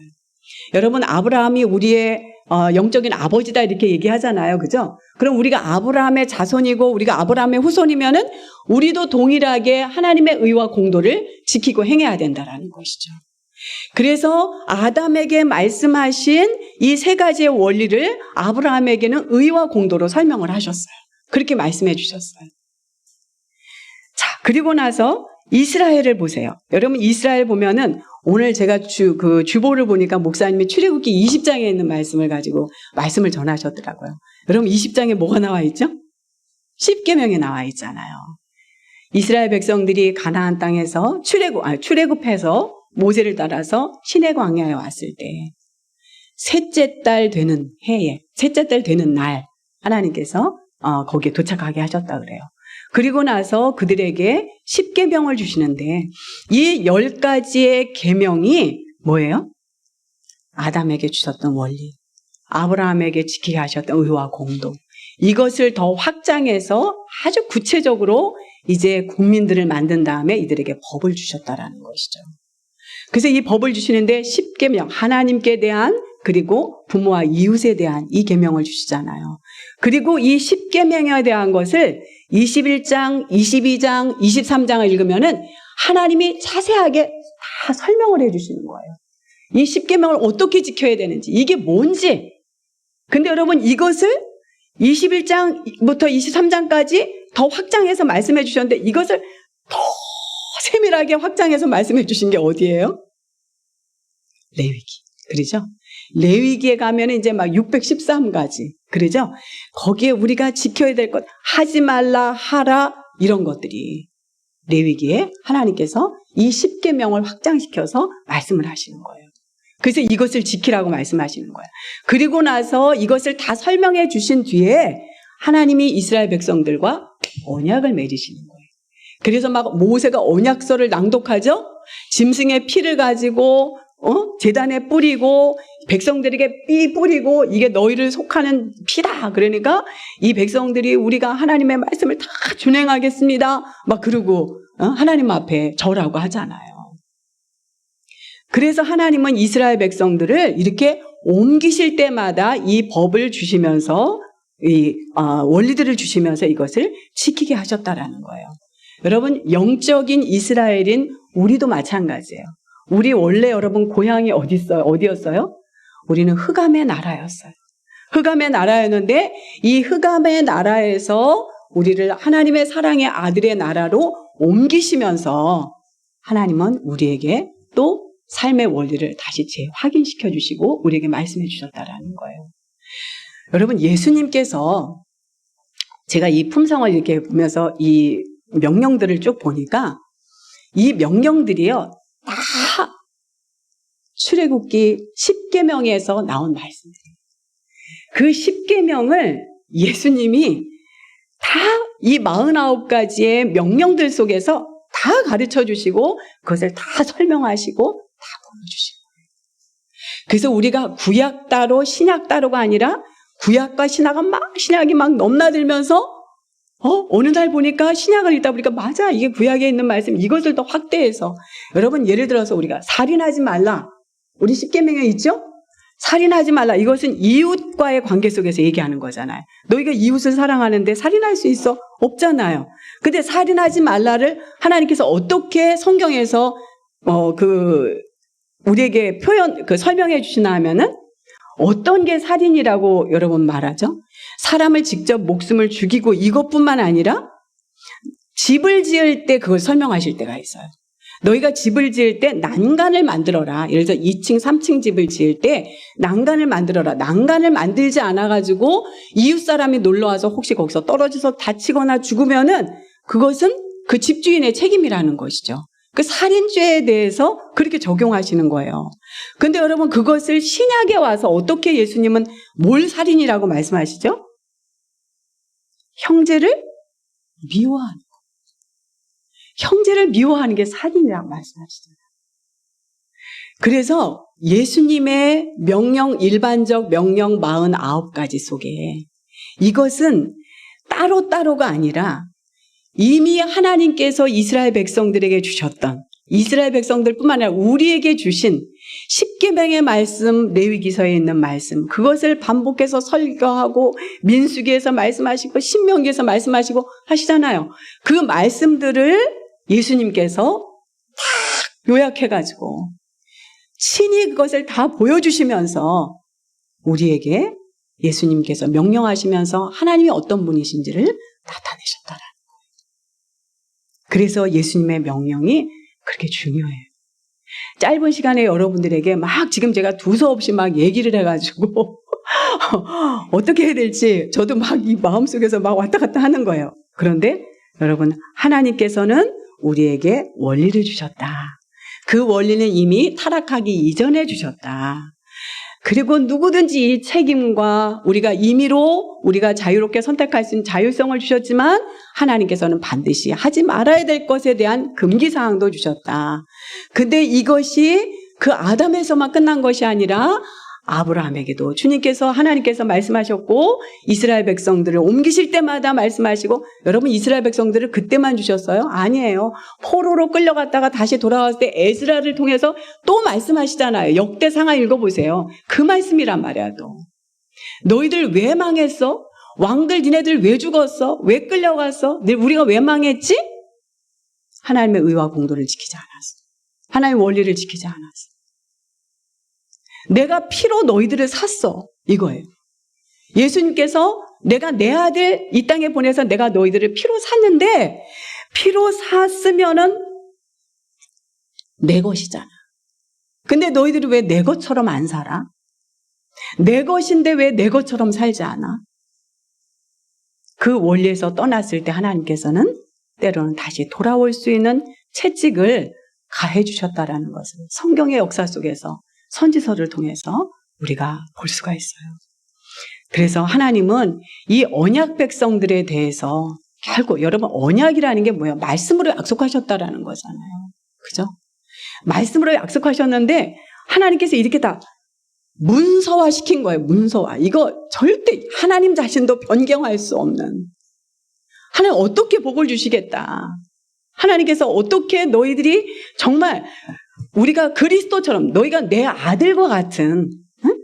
내 아들을 닮은, 내가 너희들 이 세상에 보내줬는데 너희들이 그렇게 회복되어서 다시 나의 나라로 오게끔 하나님께서 하시는 그 하나님의 선하신 계획, 이것에 우리가 바른 성장을 하기 위해서는 하나님의 말씀을 따라가는 것 외에는 없다라는 것이죠.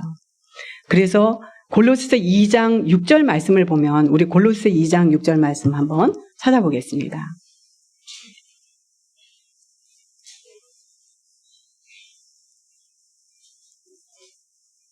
우리 찾으셨으면 같이 한번 읽어볼까요? 골로새 2장 6절 시작.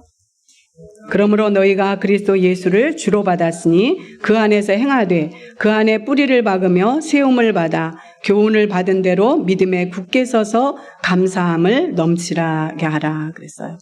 자, 너희가 그리스도 예수를 주로 받았다 그랬어요. 여러분, 이 주가 뭐예요? 주가 주죠, 그죠? 네?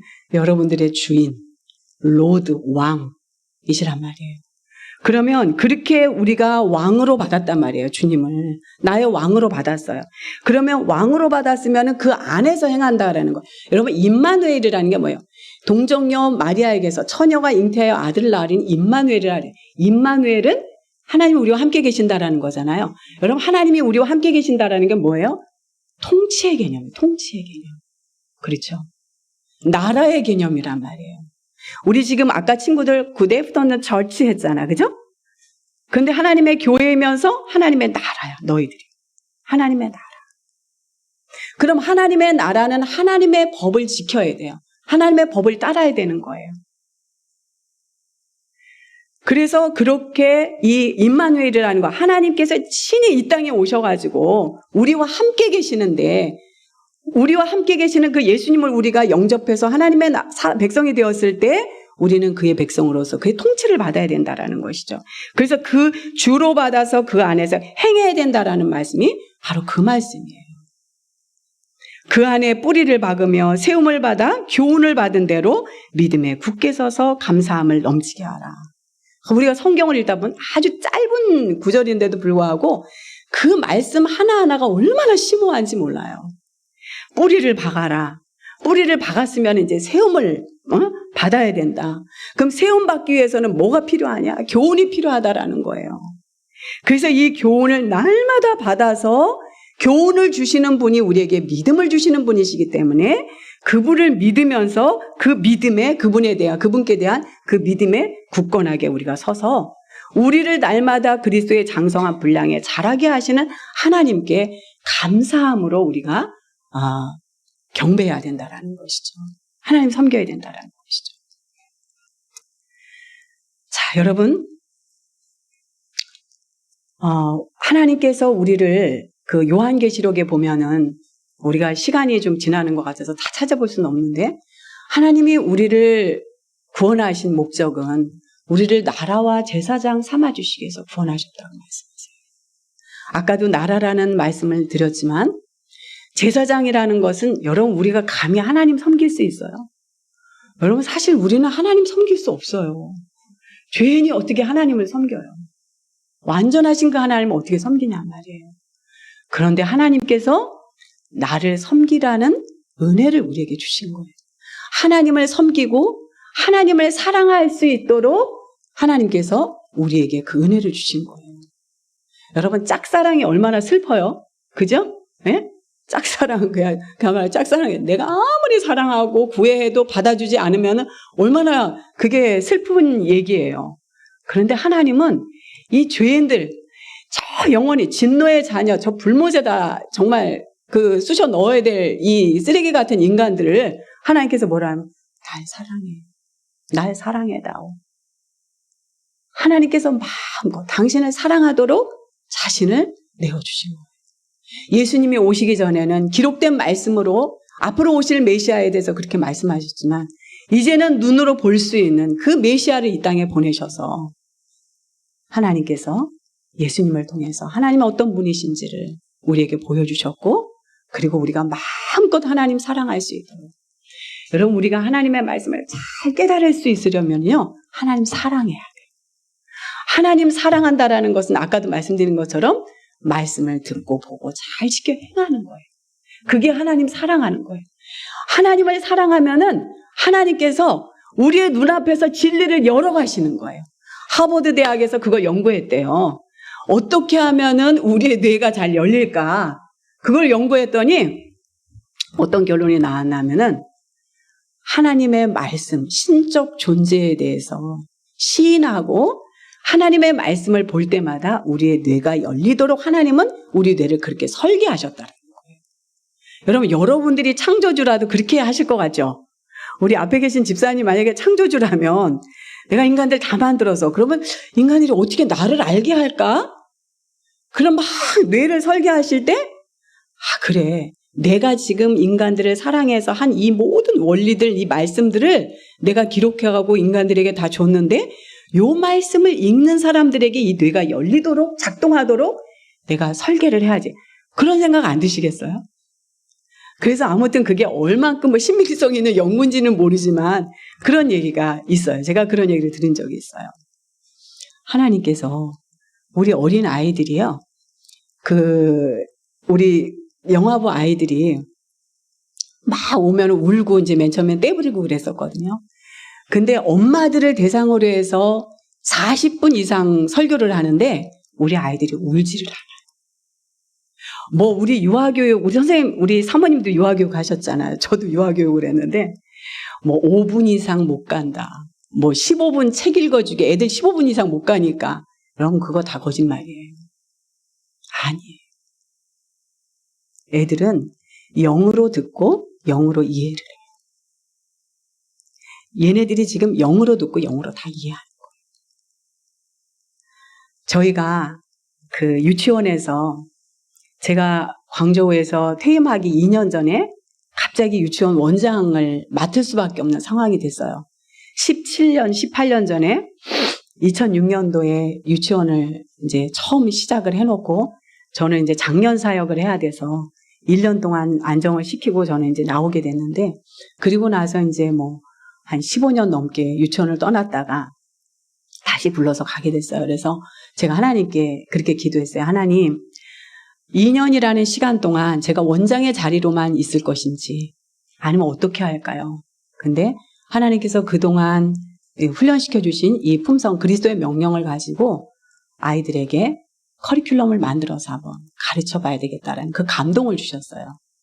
그래서 그때부터 이 말씀을 가지고 우리 선생님들하고 같이 가르쳐가면서 배워가면서 이 말씀을 하는 거예요.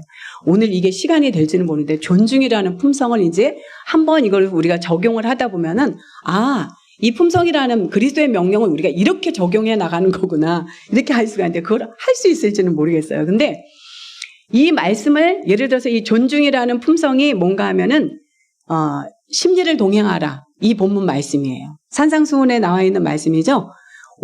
억지로 오리를 가게 하거든 그 사람과 심리를 동행하고라는 예수님의 명령 속에서 존중이라는 품성을 만들어가지고 이것을 아이들에게 적용하는데 이 본문 말씀을 가지고 한 2달 동안 아이들에게 저는 일주일에 한 번씩 설교를 해요. 이 말씀을 가지고 예수님이 어떻게 우리를 존중해 주셨는지 그리고 예수님이 존중해 주신 그 존중대로 우리는 다른 사람들을 어떻게 존중해야 되는지 그 존중의 결과들이 무엇인지 나에겐 어떤 결과가 주는지 하여튼 이런 것들을 가지고 연구하면서 이제 커리를 만들어 가지고 어떻게 하냐면은 이 존중이라는 품성 이 본문 말씀을 가지고 미술 영역에서 어떻게 가르치고 언어 영역에서 어떻게 수과학 영역에서 어떻게 신체놀이 영역에서 어떻게 할 것인지 이거를 구체적으로 커리를 만들어서 시작을 했어요. 그래갖고 했는데 처음에는 선생님들이 울고 불고 난리가 난 거예요. 그거 너무 어려워요. 막 이러고 그랬어요. 근데 나중에는 선생님들이 변화가 되고 아이들에게 애들이 선생님을 너무 좋아해요. 그러니까 이게 그냥 좋아하는 게 아니에요. 우리 아이들이 선생님을 보면은 엄마 아빠보다 선생님을 더 좋아해요. 그리고 애들이 너무나 영적인 아이들로 변화가 되는 거예요. 제가 마지막에 마지막 체프를 하고 이제 광저우를 떠날 때 우리 아이들하고 마지막 만났을 때에 다문화 가정 아이 중에 준서라는 아이가 있었어요. 근데 이 아이가 아주 특별히 걔는 영적으로 굉장히 밝은 아이였어요. 그러니까 이제 예배 때마다 아이들 돌아가면서 기도를 시키는데 뭐 미리미리 다음 주에는 네가 해 이걸 안 하고 그냥 그때그때 아이들을 불러서 기도를 시키면 애들이 서슴없이 나와서 기도를 해요. 근데 그 아이가 뭐라고 기도를 하냐면 그날 하나님은 영이시기 때문에 우리 눈으로 볼 수 없어요. 그런데 우리의 영이 하나님을 볼 수 있어요. 여러분 그 부모님들이 이해하시겠어요? 자기의 영으로 하나님을 볼 수 있다는 거예요. 우리는 하나님이 영이신데 그 영이신 하나님을 볼 수 있다는 거예요. 근데 그게 선생님들이 가르쳐 주신 하나님의 말씀으로 하나님을 볼 수 있다라는 거예요. 아이들의 언어가 어른들이 생각하는 영적 수준을 뛰어넘는 그 언어 체계로 아이들이 바뀌는 것을 봤어요. 이 심리를 동행한다라는 이것을 가지고도 동극을 하는데 그 아이를 어린 소년을 이제 역할을 시켰거든요.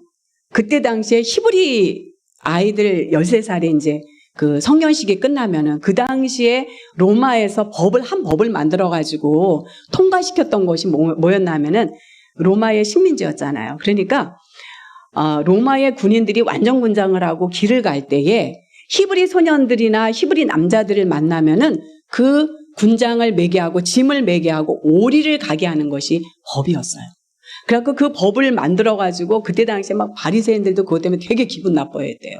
악법이다 막 이렇게 했다는 거예요. 그런데 예수님은 뭐라 그래요? 너희에게 억지로 오리를 가고자 하는 자에게 심리를 동행하고 여기서 존중이라는 품성을 아까 말씀드렸다 그랬잖아. 근데 그것을 이렇게 이제 역할을 시키는데 이 준서라는 아이가 히브리 소년이 됐고 다른 아이가 로마 병정이 된 거예요. 그래갖고 이제 로마 병정이 너 이리 와. 내 짐 매봐. 제 친구가 그러니까 준서가 막 달려가는데 가기 싫어가지고 네가 배운 대로 해봐 그랬더니 가기 싫어가지고 그냥 이래가지고 막 뒤로 짐을 메고 수술거리면서 이제 가는 거예요.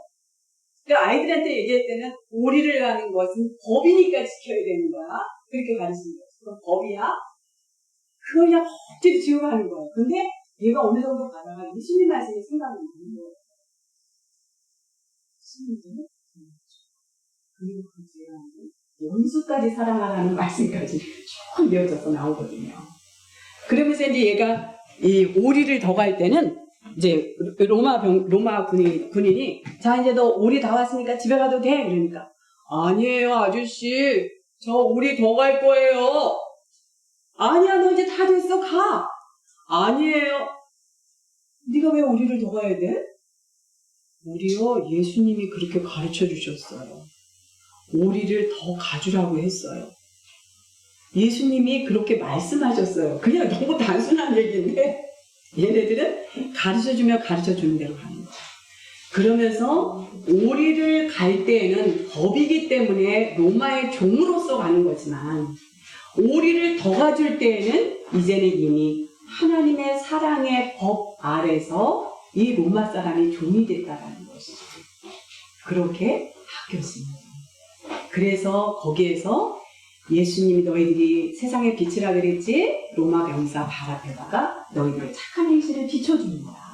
예수님이 그렇게 말씀하셨어. 그래서 그 로마의 병사가 하나님을 믿는 이제 그런 역할들을 막 이제 아이들이 하기도 하고 그랬어요. 그러니까 우리가 이 성경 말씀을 보면 이 성경 말씀 속에서 모든 교육의 재료들, 자료들 우리는 여기서 다 끌어낼 수 있다라는 것을 2년이라는 짧은 시간이지만 그 시간 속에서 이것을 보면서 연구하면서 보니까 무궁무진하게 많은 거예요. 성경이 이런 책이었네. 제가 하나님 앞에 얼마나 가슴을 치면서 회개를 하고 하나님 죄송해요. 나를 위해서 이렇게 이 피해 복음을 나에게 당신의 모든 생명을 던지면서 나에게 완성해서 주신 이 사랑의 문서가 이런 책인지 내가 이제 와서 조금씩 깨닫는다라는 것이 너무 하나님 앞에 죄송했던 거예요.